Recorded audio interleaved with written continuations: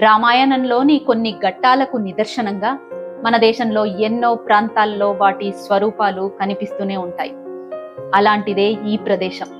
రావణుడు సీతను అపహరించుకుపోతుండగా జటాయువు ఆమెను రక్షించే ప్రయత్నంలో రావణుడి చేత రెక్కలు నరికివేయబడి భూమిపై పడిపోతాడు.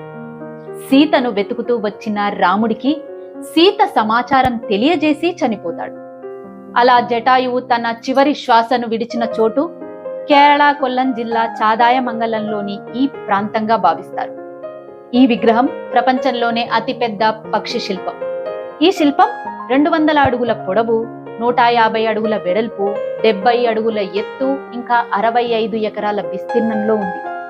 సుందరమైన నేపథ్యంలో ఏర్పాటు చేయబడిన ఈ జటాయు విగ్రహం రామాయణంలో సీతను రక్షించడంలో జటాయు చేసిన విరోచిత కార్యానికి కృతజ్ఞతా చిహ్నంలా నిలుస్తుంది.